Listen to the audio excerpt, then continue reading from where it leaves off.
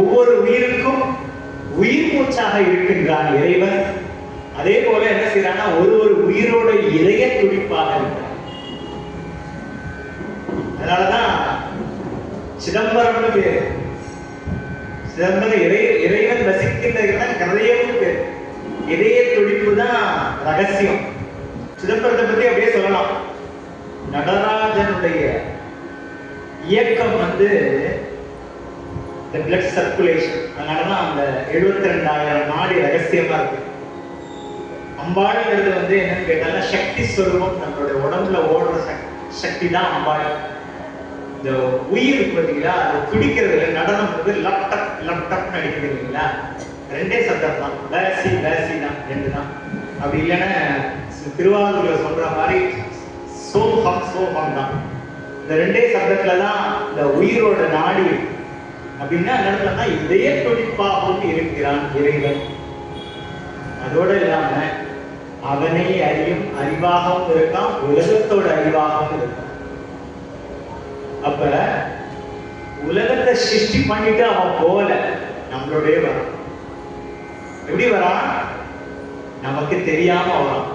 இப்ப என்ன பண்ணுது இந்த திருப்பள்ளி எழுச்சி, அவனை எடுக்க ட்ரை பண்றதுக்கு என்ன வேலை செய்யணும்னு சொல்லி இந்த மூணையை வச்சு. ஏன் இது மூணும் இறைவன் சொல்றோம்னு கேட்டீங்கன்னா, மூச்சு நம்ம கண்ட்ரோல்ல இல்லை, அவனோட கண்ட்ரோல்ல இருக்கு. இதே துடிப்பு நம்ம கண்ட்ரோல்ல இல்லை, அவனோட கண்ட்ரோல்ல இருக்கு. சோ கண்ட்ரோல் அவன் வச்சுட்டு இருக்கான். அதற்கும் ஒரு மூலம் இருக்கு. அதற்கு மூலம் தான் விந்து. சோ அதிலேருந்து வர்ற கர்மனுக்கு ஏற்ப அந்த வைப்ரேஷன் நடந்து, அந்த வைப்ரேஷன் மூச்சு காற்று அதற்கான எண்ணத்தையும் செயல்பாட்டையும் உருவாக்குது. சோ நம்ம என்ன செய்யணும்னு அவன் ப்ரோக்ராம் பண்ணிருக்கானோ அதுதான் நடக்கும். இன்னைக்கு உட்கார்ந்து அருணகிரிநாதர் மண்டபத்துல மணிவாசகர் திருப்பள்ளி எழுச்சி கேட்கணும்னு நினைச்சாதான் கேட்க முடியும். So it is everything is programmed. நம்ம கம்ப்யூட்டர் வச்சுட்டு உலக ஆளான எவனோ ஒருத்தன் முன்னை பழமைக்கும் அப்படின்னு சொல்ல, பின்ன பெருமைக்கும் பேத்தும பெற்றீங்கன்னு சொல்ல. நீ என்ன புதுமை பண்ணாலும் நான் அவனை கவனிச்சுட்டு இருக்கேன்னு சொல்லலாம். நம்ம நினைச்சிட்டு இருக்கலாம் உலகத்தையே நான் கம்ப்யூட்டரை வச்சு ஆட்டி படுக்கிறோம், ஒன்னு ஆட்டி படுக்க மொத்த இருக்காங்கிறத மறந்துடக்கூடாது. கடத்த லட்சணம் அப்படின்னு வரும்போது எல்லா உயிர்களோடும் நீக்கமர கலந்திருக்கின்றான் அப்படிங்கிற உணர்வு இல்லாம விலங்கு போல நம்ம இருக்கின்றோம் அப்படிங்கிறத சொல்லாம சொல்லுது இந்த திருப்பள்ளி எழுச்சி. தூங்குறத எழுப்ப போறாம உள்ள இருக்கிற ஆத்மாவை எழுப்ப போறோம். வெளியிலேருந்து ஒரு ஆள் எழுப்பினா தூக்கம் நிறைஞ்சு முடிச்சு எழுப்பு. உள்ள இருக்கிற ஆத்மாவை எழுப்பி சுத்தம் பண்ணிட்டா இறைவன் மட்டும் உட்கார்ந்துக்கிற கோயில் ஆகும். அதுதான் இங்க நடக்கிறது. அப்ப இது நான் சொன்னது என்னன்னு கேட்டீங்கன்னா, முந்திய முதல் நடு ரெண்டையும் போட்டிருக்கேன். ரெண்டையும் சொல்லிருக்கேன். முதலுக்கு எக்ஸாம்பிள் சொன்னேன். நடுவுல என்ன நடக்குது? நம்மளுடைய வரான், நம்மளுடைய மூச்சு காற்றா இருக்கான், நம்மளுடைய இதயத்துல இருக்கான், ஆனா நமக்கு தெரியல அப்படின்னு சொல்லலாம். இறுதி அப்படின்னு ஒண்ணு. இதெல்லாம் நடந்தாலும் முடிவு நடந்தாலும் இறைவன் முடியவே முடியாது. அவன் எல்லையற்ற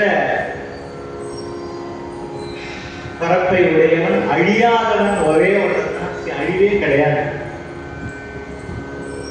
அவன் யாருன்னா பரமேஸ்வரன் ஒருத்தன் தான். பிரளய காலத்துல ஒரே ஒருத்தர் தான் இருப்பார். எல்லாம் காலி, மொத்த உலகமும் பிரபஞ்சமும் காலியானவங்க யார் இருப்பாங்கன்னா சதாசிவமூர்த்தி என்கிற பரமேஸ்வரன் தான். அவன் தான் அப்புறம் என்ன செய்யறாங்க, 3 பேரையும் அவன் தான் உருவாக்கணும். உருவாக்கி அவங்களுக்கு போஸ்ட் கொடுத்து நீ படைக்கிற வேலை செய்ய அப்படின்னு சொல்லி அவன் தான் இன்ஸ்ட்ரக்ஷன் கொடுக்கும். அப்ப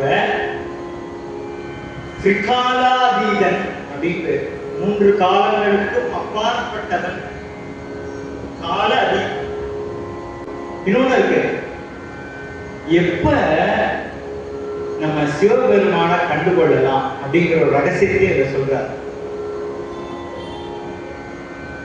நேற்று நினைச்சு வந்துகிட்டே, நாளே நினைச்சுட்டு பயந்துகிட்டே இருக்கும்.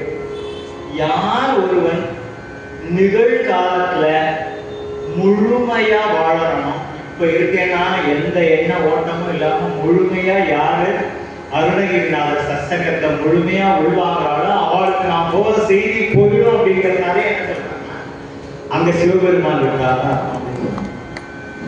என்ன கேட்டீங்கன்னா, நம்ம வந்து எண்ணங்களால் தாக்கப்படுது.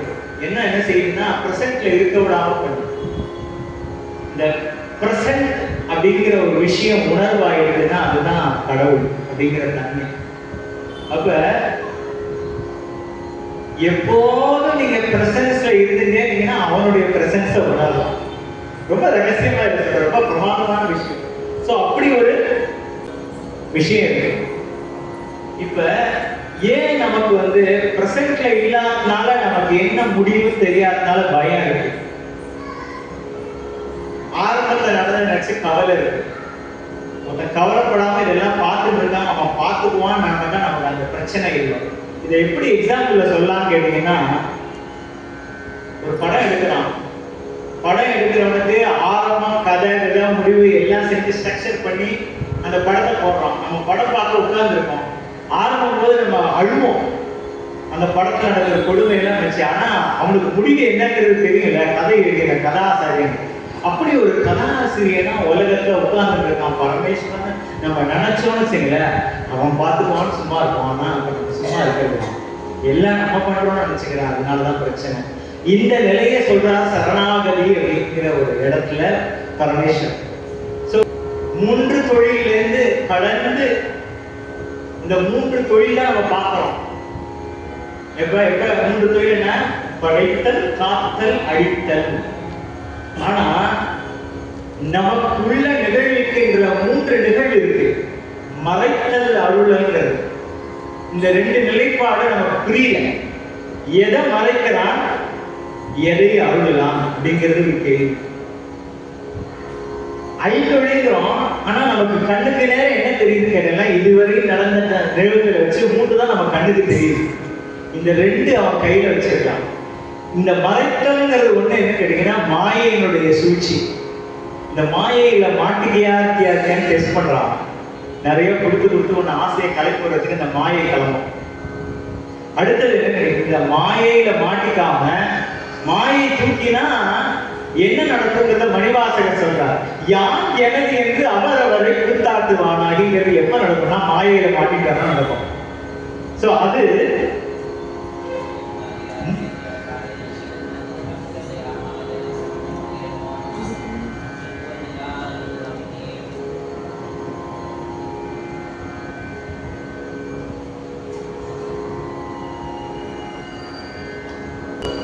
முந்திய முதல் நடு இறுதியும் மானாய். முதல் வரியில தான் இருப்பாங்க.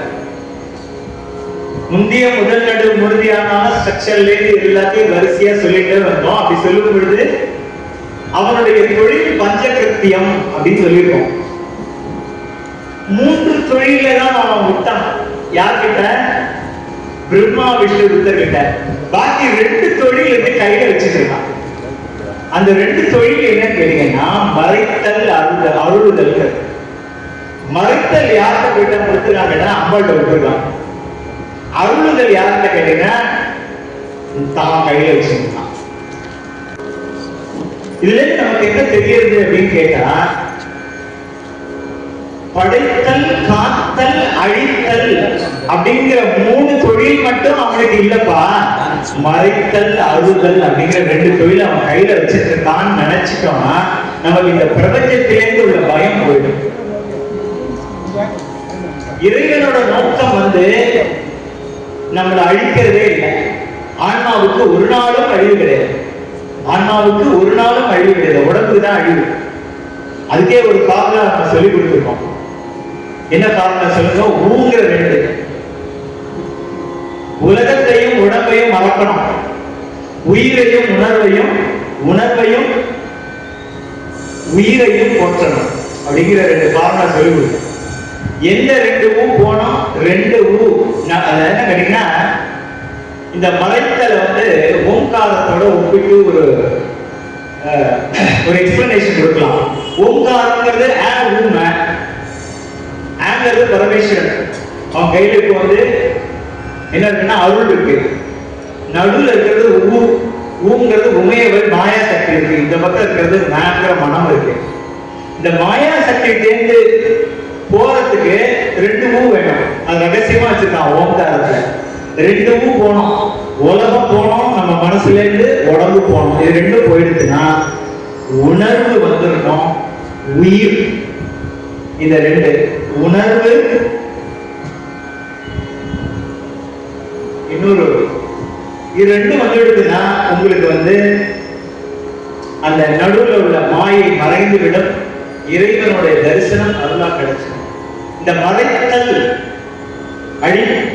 படைத்தல், காத்தல், அழித்தல், இந்த 3 வேலை மட்டும்தான் அங்க கொடுத்துருக்கான்.